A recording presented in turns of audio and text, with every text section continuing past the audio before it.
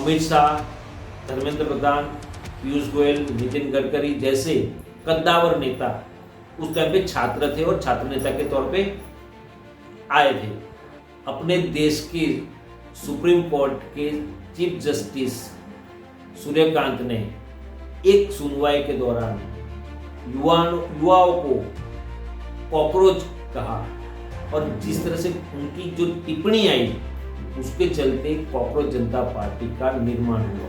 महिलाओं, जो युवतियां थी, लड़कियां थी, अपने देश की बेटी थी, उनके साथ भी जो जिस प्रकार का बर्ताव किया गया, उनके साथ बदसलूकी की गई, उनके कपड़े फाड़े गए और उनको थप्पड़ भी जड़े गए। उत्तर प्रदेश के कई कस्बों में सरकारी स्कूलों की जो हालात है वो एकदम खस्ता है। ना तो वहाँ पीने के पानी की सुविधा है, ना शौचालय की सुविधा है, ना क्लासरूम सही ढंग के है, ना बैठने के लिए छात्रों को बैठने के लिए वहाँ पढ़ाई के लिए जो बेंचेस होते हैं, बेंचेस के भी ठिकाने नहीं है। वहाँ पे छात्रों ने जो समस्याएं बताई वो सरकार केंद्र में बैठी प्रधान सेवक नरेंद्र मोदी की सरकार के लिए शर्मनाक बात है।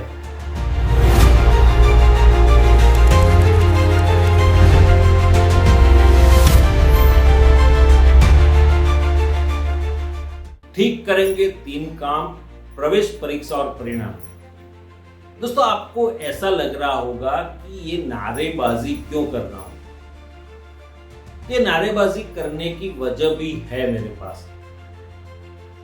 जिस तरह से पूरे देश में आजकल एजुकेशन सिस्टम में सुधार को लेके आंदोलन चल रहा है, जुलाई में जिस तरह से जेनजी का आंदोलन हुआ, नीट यूजी 2026 के पेपर लीक को लेके, और उसको चलते उन्होंने मांग की कि शिक्षा मंत्री धर्मेंद्र प्रधान इस्तीफा दे, अपनी नैतिक जिम्मेदारी स्वीकार करके इस्तीफा दे। हालांकि उन्होंने इस्तीफा तो दिया नहीं, क्योंकि जेनजी का जो आंदोलन था जंतर मंतर पे कॉकरोच जनता पार्टी के नेतृत्व में, वो जून महीने से चल रहा था।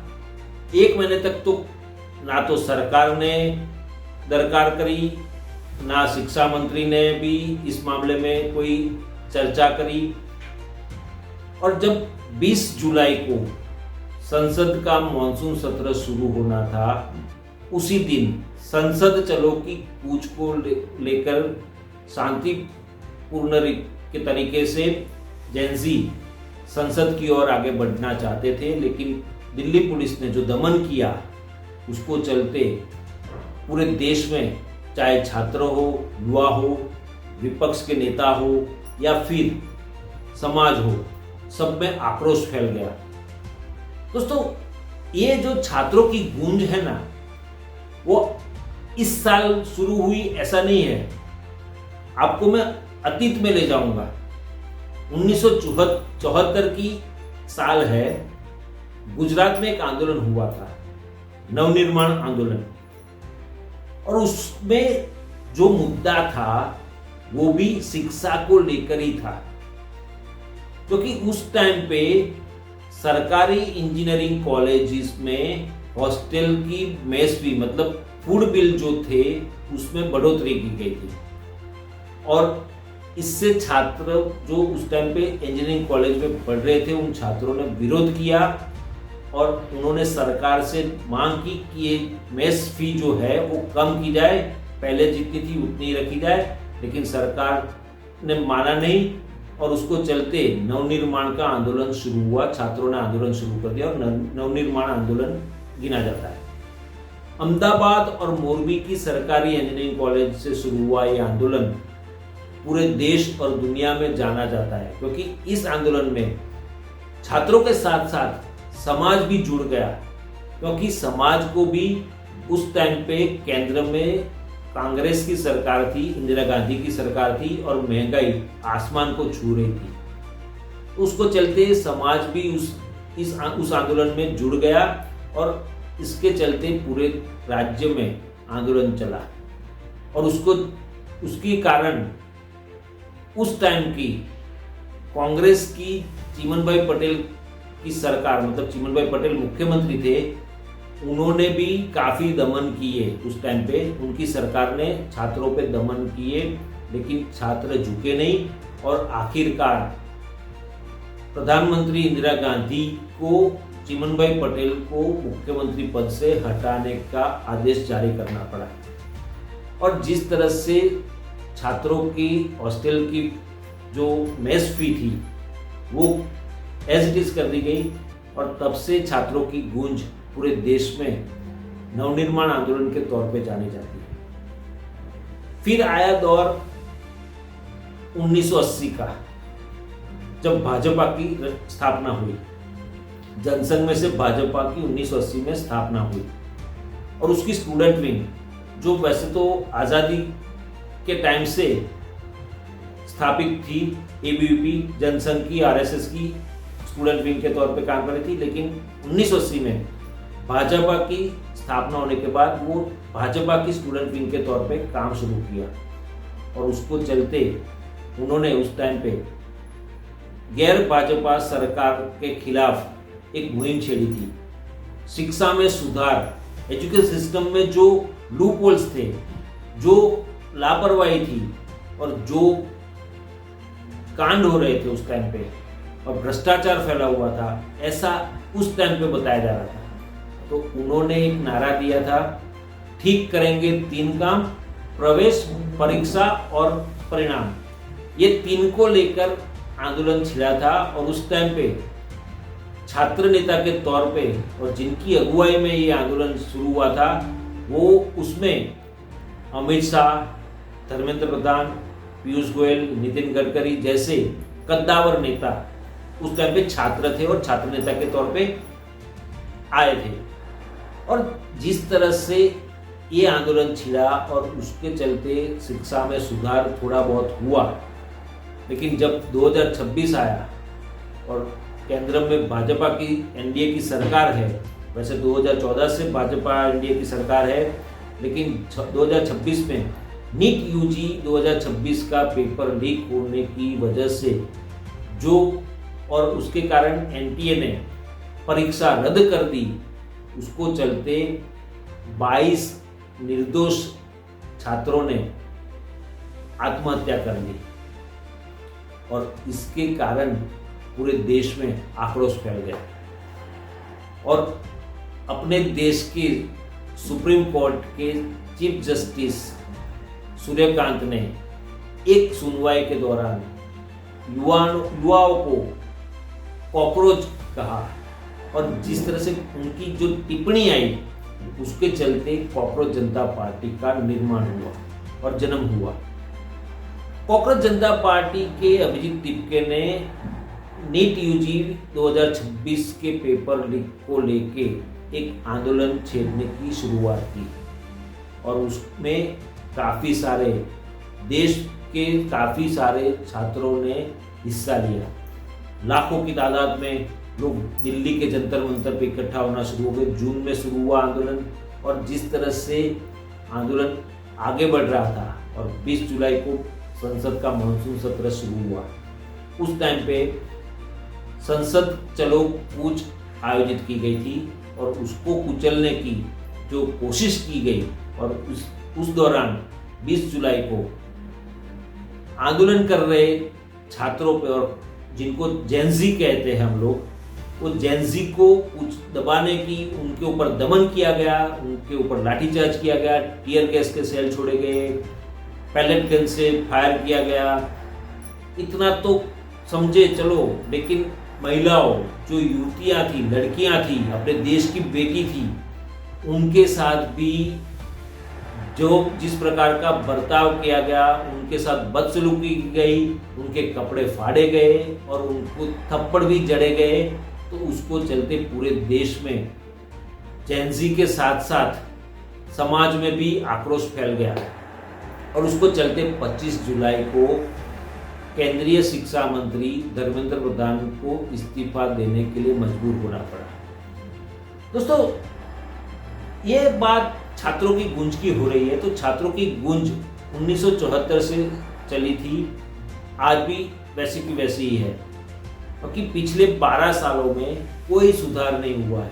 हालांकि पिछले 12 सालों में एनटीए, नेशनल टेस्टिंग एजेंसी जो है केंद्र सरकार की, जो बड़ी बड़ी परीक्षाएं, देश की बड़ी बड़ी परीक्षाएं लेती है, उनके जो एडमिनिस्ट्रेटर्स है उसमें जो बैठे लोग हैं, और ख़ास करके आउटसोर्सिंग दिया जाता है एग्ज़ाम कंडक्ट करने के लिए, तो जिस तरह से पेपर लीक काफ़ी सारे हुए हैं, और जो अनुमान है कि काफ़ी सारे पेपर लीक होने की वजह से कई बार परीक्षाएं रद्द कर दी गई, कई बार छोटी छोटी मछलियों के सामने कदम उठाए गए, कड़ी कार्रवाई की गई।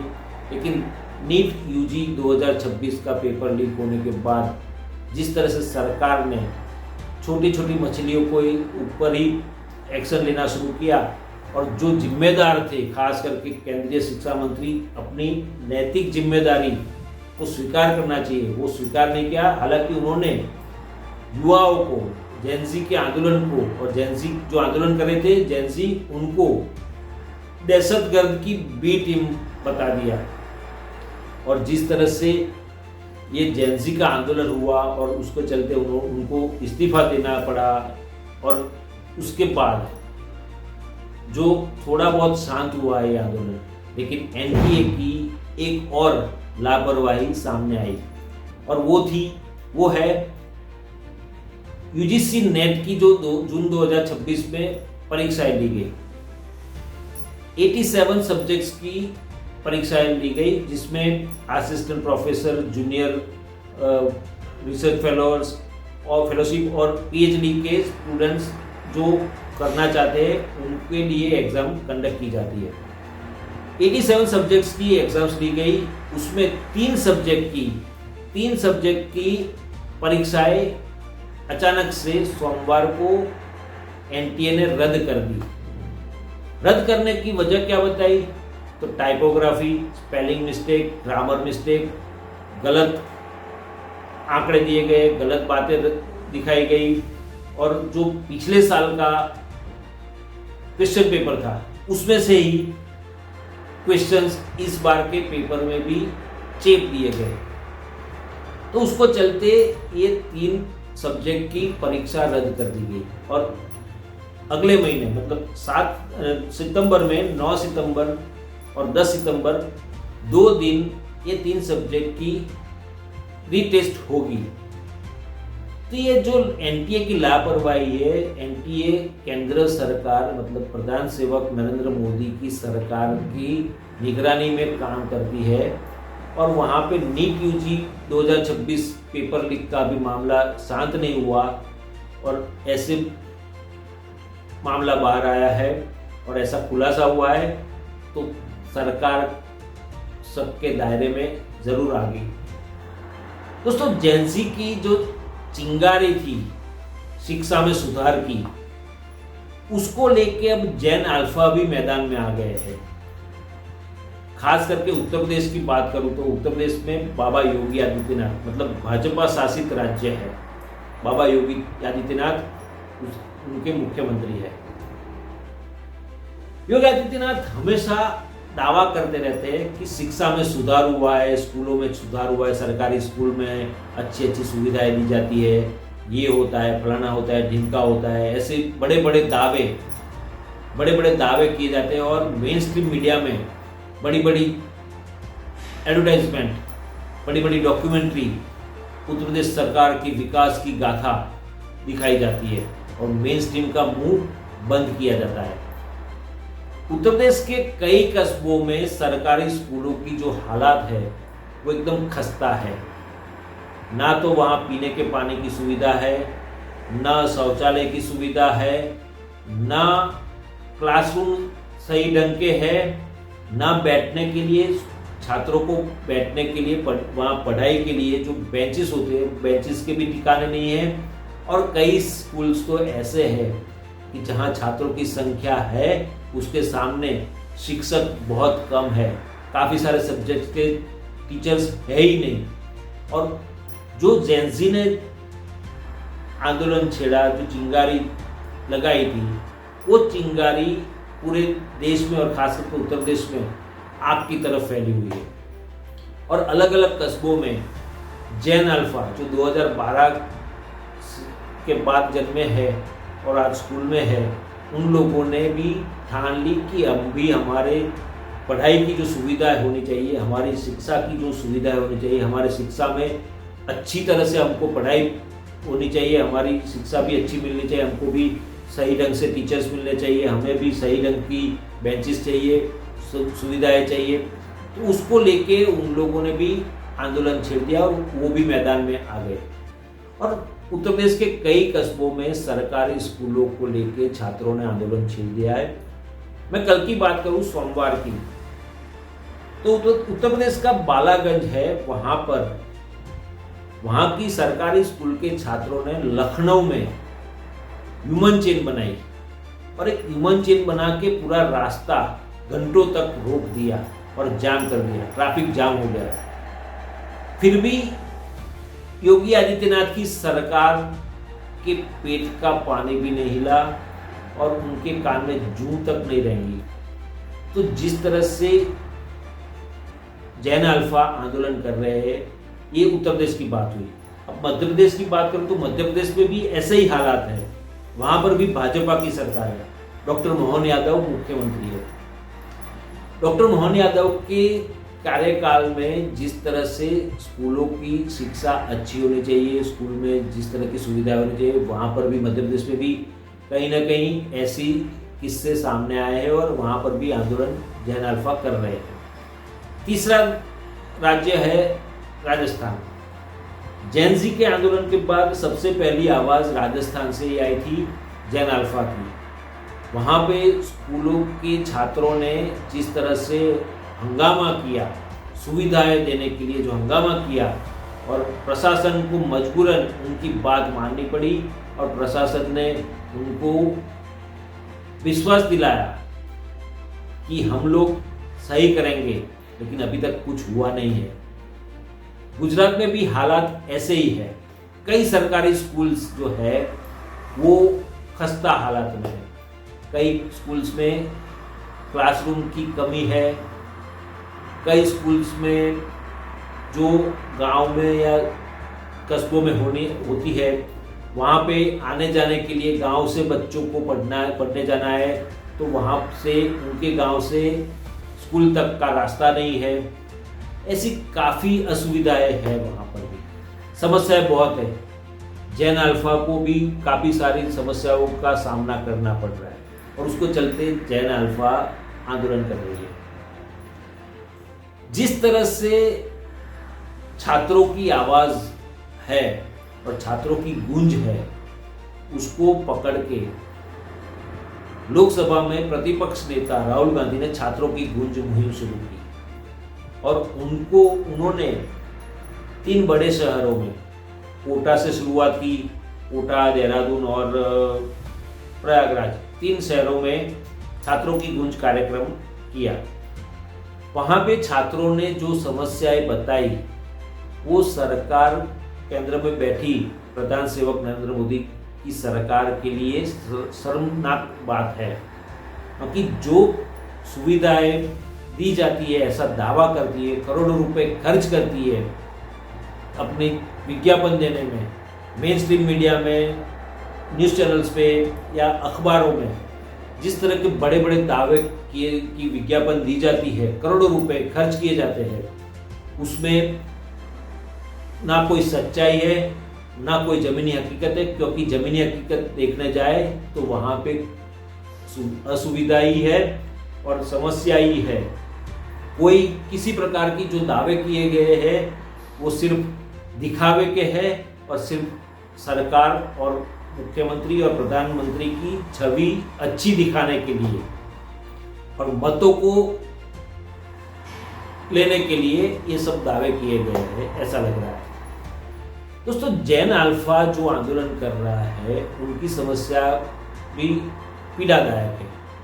अगर हम लोग सुनते हैं, हम जब मीडिया वाले हैं, हम सुनते हैं तो उनकी जो समस्या है, खास करके मिड डे मील, कई राज्यों में मिड डे मील योजना चल रही है तो मिड डे मील में जिस तरह से हाइजेनिक फूड देना चाहिए, और सरकारें दावे भी कर रही है बड़े बड़े कि हम लोग मिड डे मील में हाइजेनिक फूड दे रहे हैं, पौष्टिक आहार दे रहे हैं, ताकि बच्चों की शारीरिक और मानसिक विकास हो, ऐसे दावे कर रहे हैं। मगर ये दावे सब खोखले हैं, सब कागजी दावे हैं। जमीनी हकीकत ये है कि मिड डे मील में सड़ा हुआ अनाज होता है, सड़े हुए अनाज से बनाई रोटी होती है, सड़े हुए सब्जी से बनाया हुआ सब्जी होता है, दाल भी बिगड़ी हुई होती है, दाल में पानी ज़्यादा होता है, जो मसाले यूज़ किए जाते हैं वो भी आउटडेटेड होते हैं, जो स्वीट दी जाती है उसमें भी बिगड़े हुए स्वीट दिए जाते हैं। तो जिस तरह के सरकार दावे करती है वो सब खोखले हैं, ये साबित हो जाता है। क्योंकि सरकारी स्कूलों में सालों से मिड डे मील योजना चल रही है, लेकिन जो हालात आज देखने को मिल रहे हैं और जो हालात और जो समस्याएं आज सामने आ रही है, वो समस्या कभी भी सामने नहीं आई है। हालांकि राज्यों में आती थी, कई राज्यों में ऐसी समस्याएं देखने को मिली है पास्ट में, लेकिन उसको दुरुस्त किया जाता था। लेकिन जब से केंद्र में भाजपा एनडीए की सरकार आई है और भाजपा शासित राज्य बने हैं, जहाँ पर भी भाजपा के शासन है जिन राज्यों में, वहाँ पे शिक्षा में कोई सुधार नहीं हुआ है। बड़ी बड़ी बातें की जाती है मगर दावे उनके खोखले ही होते हैं। तो दोस्तों, जेन ज़ी और जेन अल्फा की जो छात्रों की गूंज है वो गुजरात के अहमदाबाद और मोरबी में 1974 में शुरू हुई छात्रों की गूंज की एक कड़ी है। और अगर सरकार अब भी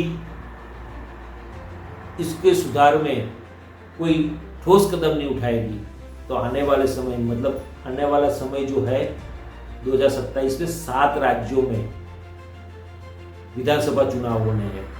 और जो जेन ज़ी है वो भी वोटर है, मतदाता है। ये 7 राज्यों में मतदाता है। और अगर 7 राज्यों में 5% भी इधर से उधर हो गए तो जिन राज्यों में भाजपा की सरकार है, और मोस्टली सभी राज्यों में भाजपा की सरकार ही है, और भाजपा की सरकार को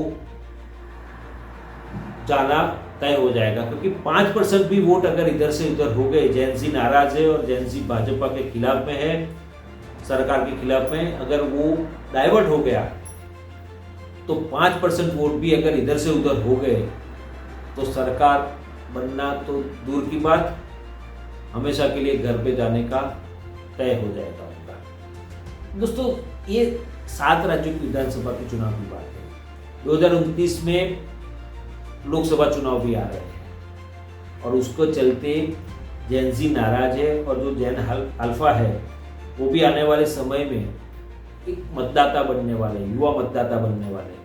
अगर इन लोगों की नाराजगी दूर नहीं हुई तो 2029 में भी प्रधान सेवक नरेंद्र मोदी जो फिर से एक बार नारा देंगे, अब की बार मोदी सरकार, फिर एक बार मोदी सरकार, ये नारा भी नहीं चलेगा। क्योंकि जिस तरह से जेन ज़ी और जेन अल्फा को परेशानियों का सामना करना पड़ रहा है, उनकी समस्याओं का समाधान नहीं हो रहा है, तो आने वाले समय में भाजपा और एनडीए के लिए काफ़ी दिक्कतें खड़ी हो सकती है।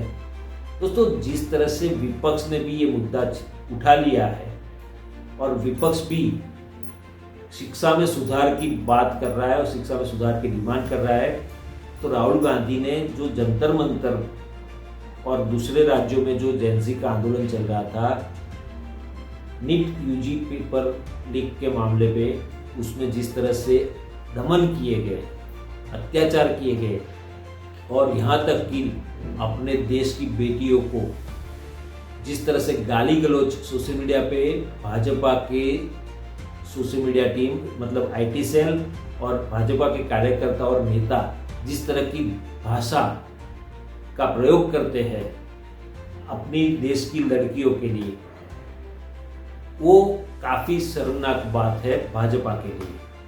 क्योंकि जिस तरह की भाषा लड़कियों के लिए, एक बाजू प्रधान सेवक नरेंद्र मोदी बेटी बचाओ बेटी पढ़ाओ का नारा 2014 से देते आ रहे हैं, और दूसरी ओर उनकी ही पार्टी, उनकी ही सरकार बेटियों को गाली गलौज देने से पीछे नहीं हट रही है।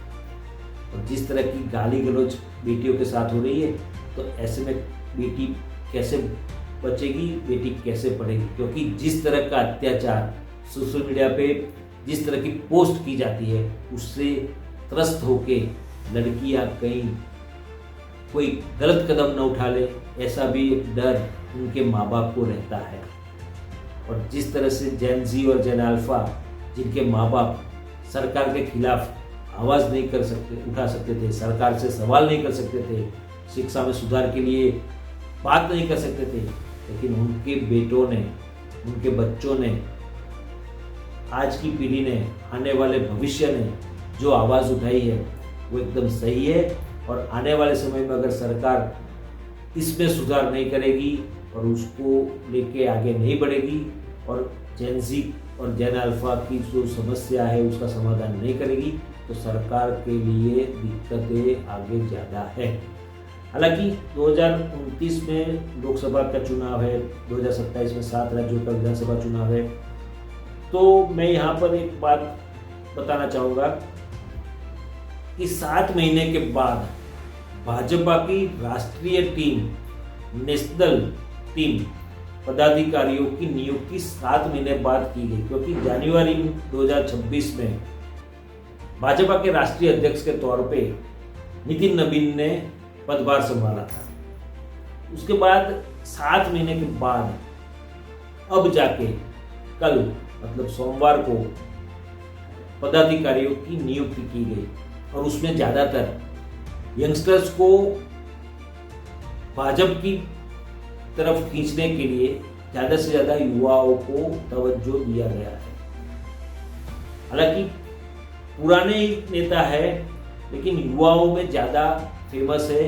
ऐसे लोगों को या युवाओं को अपनी ओर ला सके, ऐसी रणनीति बनाने वाले नेताओं को राष्ट्रीय पदाधिकारी के तौर पे नियुक्ति की गई है। तो जो सरकार ऐसा सोच रही है, भाजपा ऐसा सोच रही है कि ऐसी टीम, युवाओं की टीम बना के आने वाले समय में युवाओं को भाजपा की तरफ ही रखेंगे, नहीं जा सकेंगे, तो ये गलत फहमी है।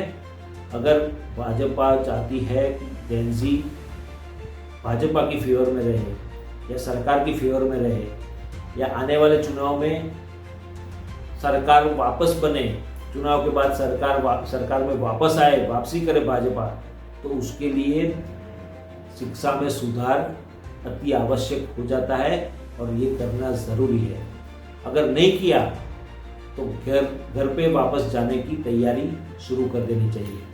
दोस्तों, आपको ये वीडियो कैसा लगा ज़रूर से अपनी राय दीजिए। और हाँ, ये जो बात करी है मैंने, ये जो एनालिसिस करा है, उसमें अगर आपको कुछ ऐसा लगता है तो आप हमें सुझाव भी दे सकते हैं, अपनी राय भी दे सकते हैं। कमेंट बॉक्स में आप अपना सुझाव और राय ज़रूर से लिखिए।